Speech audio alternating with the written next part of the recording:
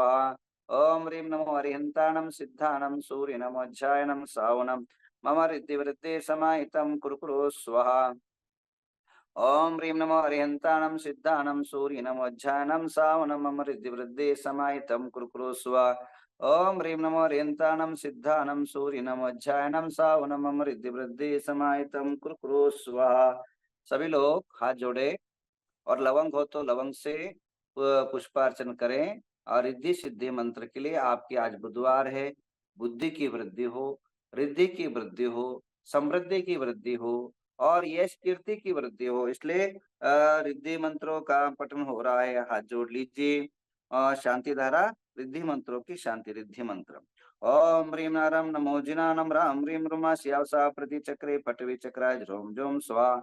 प्रभु गौतम का आशीर्वाद आप सब पर बरसे, महावीर का आशीर्वाद बरसे, मल्लीनाथ भगवान का आशीर्वाद प्राप्त हो। ओम ह्रीं अरम नमो ओहि जिनानम। ओम ह्रीं नमो परमो जिनानम। ओम ह्रीं नमो शुभो जिनानम। ओम ह्रीं नमो अनंतो जिनानम। ओम ह्रीं नमो कुट्ठबुद्धिनम। ओम ह्रीं नमो बीजबुद्धिनम। ओम ह्रीं नमो पादारुशरणम। ओम ह्रीं नमो संविरशोदानम। ओम ह्रीं नमो स्वयं बुद्धिनम। ओम ह्रीं नमो पत्ते बुद्धिनम। ओम ह्रीं नमो बोहि बुद्धिनम। ओम ह्रीं नमो ऋजुमदीनम। ओम ह्रीं व्यूहलमदीनम। ओम ह्रीं नमो दशपुईनम। ओम ह्रीं नमो चौदशपुईनम। ओम ह्रीं नमो अष्टांग महानिमित्त कुशलानम। ओम वेट्टिपत्तीनम। ओम विज्जारणम। ओम नमो चारनानम। ओम ह्रीं नमो पन्नसमनानम। ओम ह्रीं नमो आकाशगामिनम। ओम ह्रीं नमो आशीविशानम। ओम ह्रीं नमो दिट्ठिविशानम। ओम ह्रीं नमो उग्गतवानम। ओम ह्रीं नमो दित्तवानम। ओम ह्रीं नमो तत्तवानम।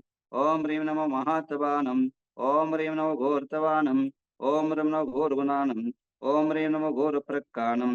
ओम ह्रीं नमो गुणब्रह्मचारिणम। ओम ह्रीं नमो युपोषीपत्तानम। ओम ह्रीं नमो खिलोषीपत्तानम। ओम ह्रीं नमो जलोषीपत्तानम। ओम ह्रीं नमो युपोषीपत्तानम। ओम ह्रीं नमो सवोषीपत्तानम। ओम ह्रीं मनबलिनम। ओम ह्रीं नमो वचबलिनम। ओम ह्रीं नमो कायबलिनम। ओम नमो क्षीरसवीनम। ओम ह्रीं नमो सप्यसवीनम। ओम ह्रीं महासननम। ओम ह्रीं महिर्सवीनम। ओम ह्रीं अमीसवीनम। ओम ह्रीं वड्ढमाननम। ओम नमो वड्ढमानस्य सर्वकारसिद्धिं कुरु स्वाहा। ओम ह्रीं अधाम नमो सवसाव सिद्धिं कुरु स्वाहा। ओम ह्रीं नमः। ओम नमो भयवदो वड्डमानस्य ऋषं चक्रं जलतं गच्छेयाय संपायसं जैवा विवादेवा थम्मेनवा रनेगिनवा रायिनवा मोहेनवा सवजीव सत्ता नम अपराजितो भूतु भूतु रक्ख रक्ख स्वाहा। ओम ह्रीं हरमसि अवसा ध्रोम जोम स्वाहा। ओम ह्रीं हरमसि अवसा ध्रोम जोम स्वाहा। ओम ह्रीं हरमसि अवसा ध्रोम जोम स्वाहा। ओम ह्रीं हरमसि अवसा ध्रोम जोम स्वाहा। ओम ह्रीं अर्हमसि अवसा ध्रोम झोम स्वाहा। आइए अभी जो है आत्मकथा थोड़ा सुन लेते हैं, उसके बाद आप सभी के जीवन के अंदर समृद्धि के लिए आज बुधवार है उसके बारे में सुन लेते हैं। उसके पहले एक सरस्वती का मंत्र भी बाद में पढ़ लेते हैं।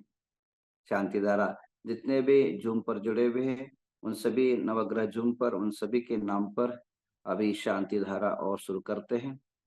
आत्मकथा की ओर बढ़ते हैं।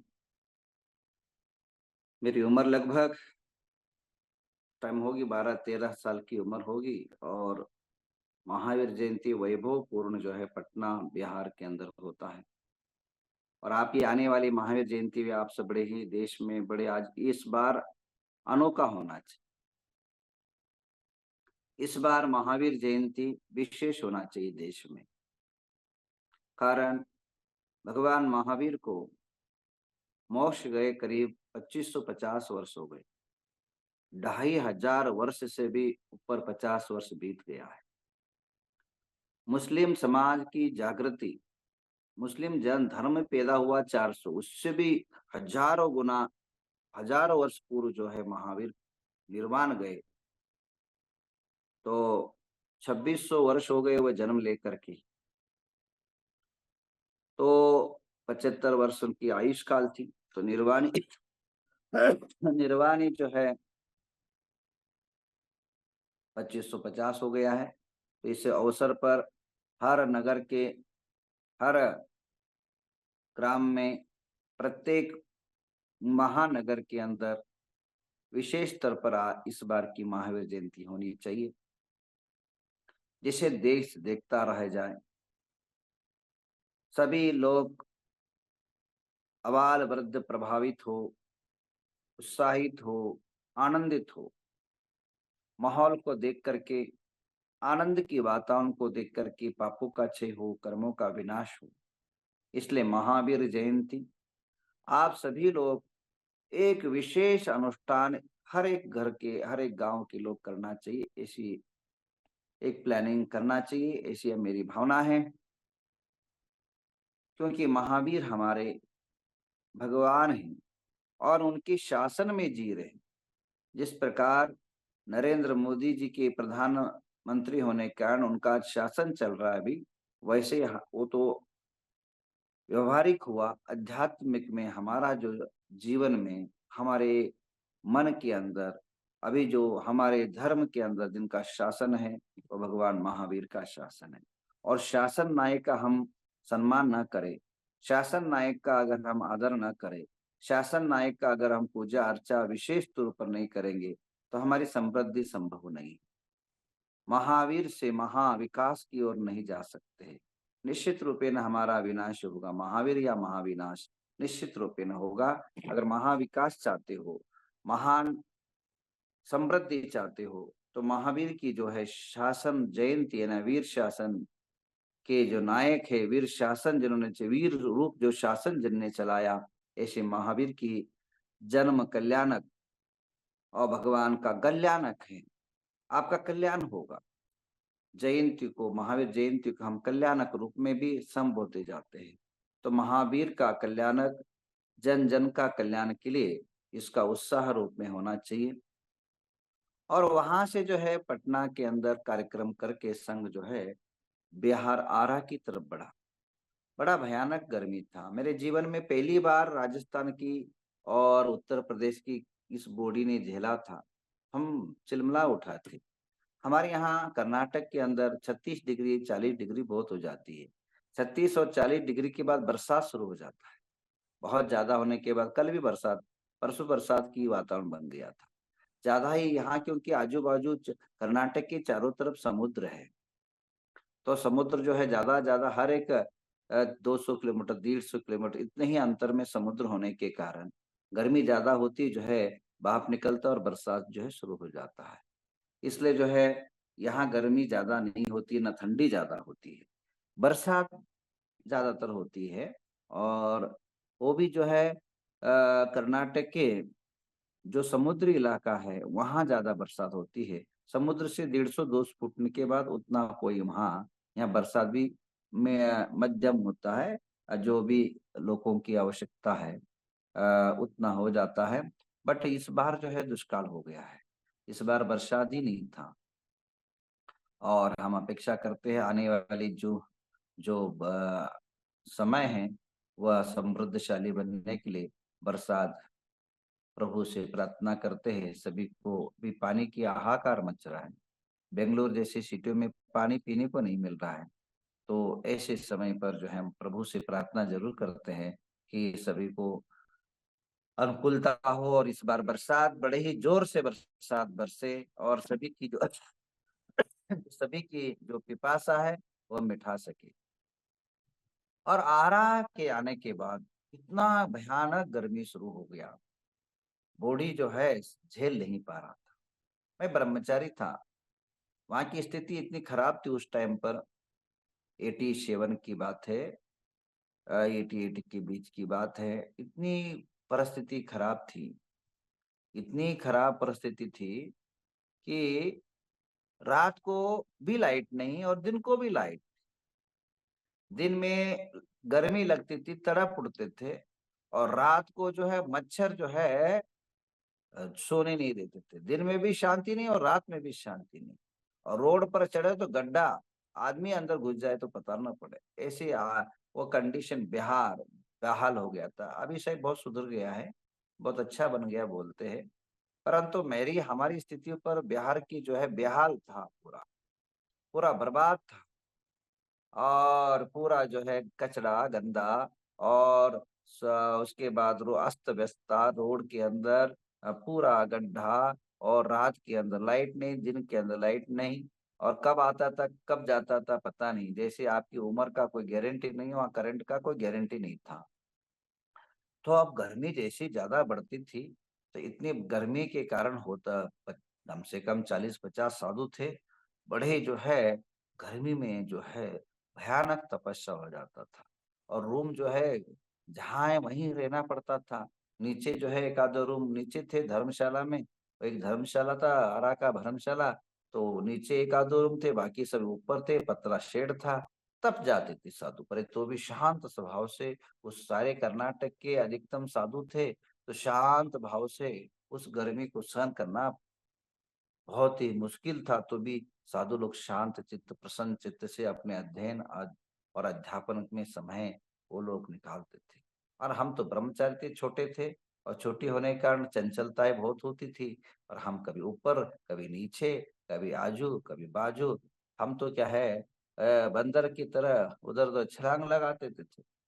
अब गर्म जैसे 12-1 बज जाता तो पूरा बॉडी का 12 बजने लग जाता था। तो लास्ट लास्ट के दिनों में तो हम इतने तड़प उठे, तो वो हवा भी सर नहीं हुए, बाहर गए तो लू, और अंदर गए तो गर्मी और पसीना। लास्ट हमने अपनी दिमाग चलाई, और कुछ दिन के बाद वो बड़े बड़े पतेला होते हैं ना गाय भैंसों को, कहीं से उठा के लगे, और उसके अंदर पानी भर के उसके अंदर ही बैठने, दिन भर उस पानी में बैठने लगते, क्योंकि बॉडी झेल नहीं पा रहा था गर्मी को। पूरा पानी के अंदर बैठे रहते जैसे आप लोग। तो वो इतना गर्मी होता है, वो पानी भी जो है 1 घंटे के बाद बदलना पड़ता था, वो भी गर्म हो जाता था। तो इस प्रकार की विकट परिस्थिति जो है बिहार के टाइम था। और ब्रह्मचर्य होने के नाते, और नहा कहीं जो वहाँ कहीं बाहर जाए तो भयानक लू और गर्मी चलता था, और अंदर जो है तड़प पड़ती थी। और रात को दिक्कत ये हो जाती थी, पढ़ाई करना पड़ता था। उस टाइम मैं संस्कृत का अध्ययन कर रहा था। वो कौमुदी शास्त्र बड़ा कठिन जटिल था, और उसके सूत्र बहुत होते हैं। वैसे देखा जाए संस्कृत के अध्ययन करने वाले को कौमुदी से अच्छा कातंत्र रूपमाला है। कौमुदी के सूत्र बहुत रटने पड़ते हैं, हर बार याद रखना पड़ता, माइंड के अंदर उसको हमेशा जो है उसको हमेशा एक दूसरे को ज्वाइंट करने के लिए नीचे पीछे का अगर सूत्र याद रहेगा तो ही आगे बढ़ेगा। वो क्या है, इस प्रकार की एक साकल होती है ना, अगर पीछे का साकल घटे तो आगे साकल जोड़ सकते हैं, अगर पीछे का साकल टूट गया तो आगे कोई मतलब नहीं रहता है। तो इसी प्रकार सीढ़ी है, बीच का सीढ़ी टूट गया और ऊपर का सीढ़ी है, तो उतरना संभव ही नहीं है, न चढ़ना भी संभव नहीं, बीच में सीढ़ी नहीं तो कैसे संभव है।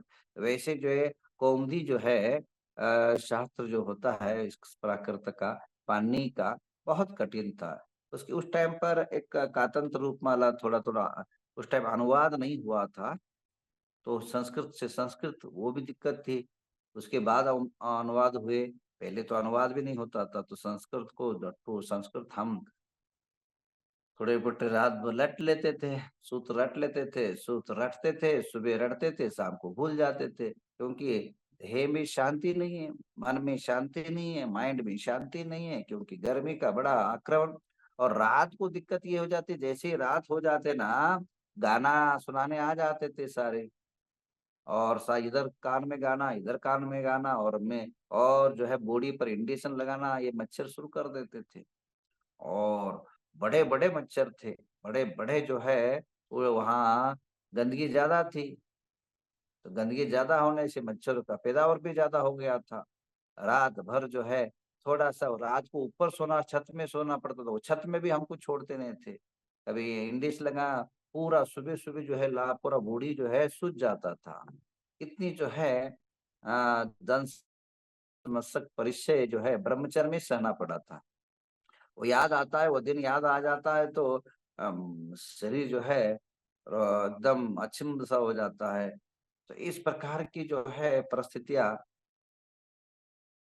पूरी 1 दिन नहीं, 2 दिन नहीं, कम से कम ऐसी परिस्थिति हमने 7 महीने झेली। 1 नहीं, 2 नहीं। इधर पढ़ाई का लोड, इधर गर्मी का लोड और उसके बाद और वहाँ ज़्यादा कोई बरसात तो हुई नहीं। थोड़ी-सी 14 जून के बाद थोड़ा बहुत बरसात होता था। और आहार में ये दिक्कत होती थी कि आहार के लिए जब साधु खत्म होते थे, तो इतनी गर्मी-गर्मी जो है वहाँ खाना ही नहीं जाता था। और केवल पानी-पानी पी के आना पड़ता था। पानी पी आए और वापस पेट खाली हो। रात को जो है जाना पर रात को जो है संध्या के टाइम पर कहीं न कहीं घरों में जाते थे। तो इस प्रकार की जो है विकट परिस्थिति से वह आरा नगरी का हुआ। बट आरा नगरी में एक विशेषता है, वहाँ क्या-क्या विशेषता है, वो मैं कल बताऊँगा, समय बहुत ज़्यादा हो चुका है। अब इस प्रकार की साधुओं की या ब्रह्मचारियों की समस्या बहुत बड़ी समस्या है, विहारों में रहता है। छोटी-छोटी आज हमारी सबसे बड़ी समाज की दिक्कत ये है, हाँ, कि हम बड़े-बड़े मंदिर बना लेते हैं, बट साधु का निवास नहीं बनाते। अभी ध्यान रखिए, आपकी अगर समृद्धि चाहते हो, तो सबसे पहले साधु का निवास बनाओ और साधु की व्यवस्था पहली होनी चाहिए। और बड़े-बड़े क्षेत्रों में दिक्कत ये होती है, श्रावकों की वीआईपी व्यवस्था होती है और साधु को फुटपाथ पर भी जगह नहीं मिलता है, जहाँ क्षेत्र है, चाहे वो महावीर जी हो, चाहे वो है गिरनार हो, चाहे चंपापुरी हो, चाहे पावापुरी हो, चाहे संगमेश्वर हो। यहाँ जो है वो हाँ, साधुओं की व्यवस्था इतनी है कि फुटपाथ से जो बैठे हुए भिखारियों से भी ज़्यादा बेहतरीन अस्त-व्यस्तता है। तुम खुद बनाओ, खुद खाओ और खुद जाओ। इस प्रकार और खुद जो है कमिटी लोग को लाखों लोग कमा के बैठे रहो। ये परिस्थितियाँ हमारी समाज के क्षेत्रों की है। तो इसलिए मैं यही चाहूँगा, क्षेत्र बनाने के पहले क्षेत्रों की साधु की व्यवस्था अच्छी तरह होनी चाहिए। आइए अब जो है नवग्रह तीर्थ के अंदर महाप्रतिष्ठा होने जा रही है। यह प्रतिष्ठा अंतर्राष्ट्रीय प्रतिष्ठा होगा, जिसका वि विस्तार अद्भुत और अलौकिक है, जिसका चिंतन अद्भुत अलौकिक है, जिसकी निर्माण एक अलौकिक होगा। और आपको अभी मैं कह रहा हूँ और मैं जितना कहता हूँ, वो जो हो सकता है उसकी कहता हूँ, अगर जो नहीं होता उसको नहीं कहता हूँ, एक बात ध्यान रखना। कभी भी जो है मनुष्य को प्रभावित करने के लिए कभी भी मैं प्रयत्न नहीं करता हूँ, जो सत्य है उसको ही घटित बताता हूँ, असत्य के चक्कर में पड़ता नहीं। परंतु ये जो महोत्सव होगा, एक देश का